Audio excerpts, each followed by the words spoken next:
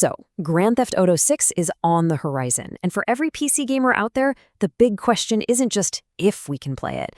The real anxiety is, how well? Will my rig be a champion on the streets of Vice City, or is it going to get left in the dust?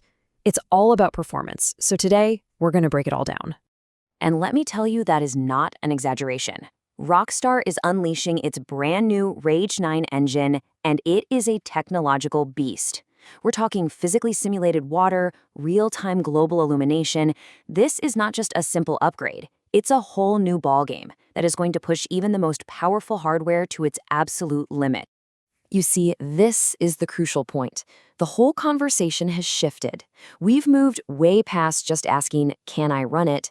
For a game this immersive, the gold standard, the only thing that really matters, is a smooth, locked 60 frames per second. Anything less, and you're just not getting the experience Rockstar intended. That's the real FPS anxiety right there. But okay, guessing and worrying isn't going to get us anywhere, right? We need data.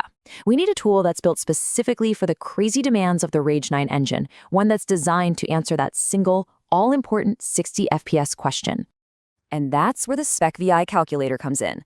Now, this is not one of those generic System Requirements Lab sites that just checks your parts off a list. No, this thing actively simulates the potential load of GTA 6 on your exact hardware configuration, your GPU, your CPU, the whole shebang. And here's where it gets really, really smart. Instead of a simple pass or fail, which is kind of useless, it gives you what it calls a Vice City score. This is a much more nuanced performance estimate that predicts how your rig will actually handle the streets of Leonida, from a crowded city center to a wide-open highway. So, how in the world does it calculate that score? Well, it specifically hunts for 3 silent killers. These are the common bottlenecks that can absolutely cripple your performance, even on a PC that seems really powerful on paper. First up, and you gotta pay attention to this one, is the VRAM trap. This is what happens when you have a super fast GPU chip, but you don't have enough video memory to actually feed it. Rage 9 is going to be streaming these massive high-res textures constantly, and if your VRAM can't keep up, well, your frame rate is going to pay the price in stutters and drops. You can really see the problem right here. That jagged red line, that's what 8 gigabytes of VRAM looks like. Stutter, stutter, frame drop. Now compare that to the smooth green line for 12 gigabytes and up.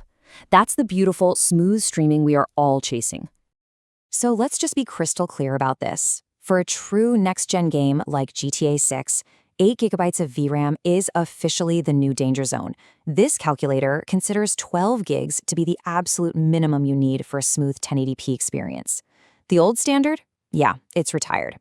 Okay, silent killer number 2 is the classic CPU bottleneck. You gotta remember, GTA 6 is a massive living simulation. Your CPU is constantly calculating all the NPC AI, the traffic patterns, the water physics.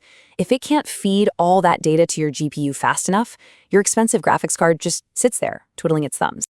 And this just shows the problem perfectly. Think of your GPU as a massive engine, but your old CPU is like a clogged fuel line. You can have all the horsepower in the world, but if the data can't get through, it's totally wasted. The calculator is designed to flag these kinds of unbalanced builds immediately. And finally, the third killer, the ray tracing tax. Now, in the Rage 9 engine, this is not just some fancy reflection effect you can toggle on and off. We're talking about global illumination. It's a core pillar of how the game looks, calculating how light bounces around the entire world in real time. I mean, just look at the difference. On one side, you have that flat, standard video game lighting. On the other, with ray tracing on, the whole scene just comes alive. The neon signs reflect realistically in the wet pavement. The entire atmosphere is transformed.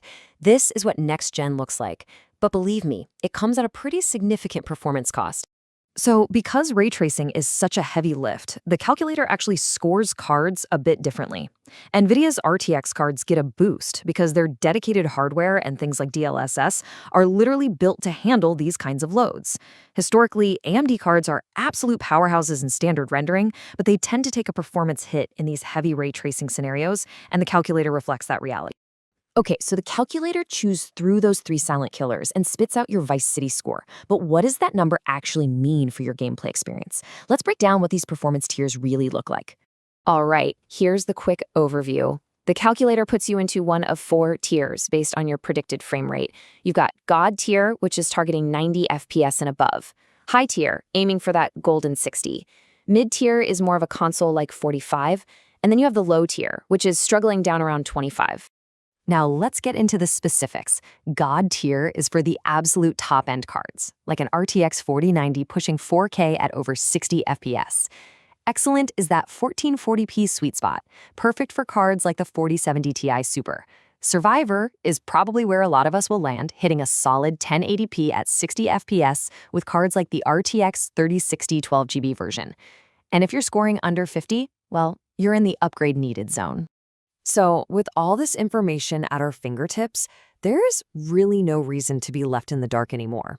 It's time to move from just guessing to actually simulating. The message is really simple. The era of just checking a static list of minimum requirements on a website is over.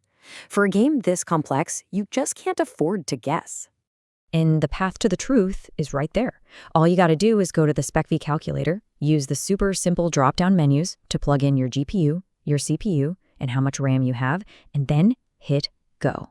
In literally seconds, you will have your Vice City score.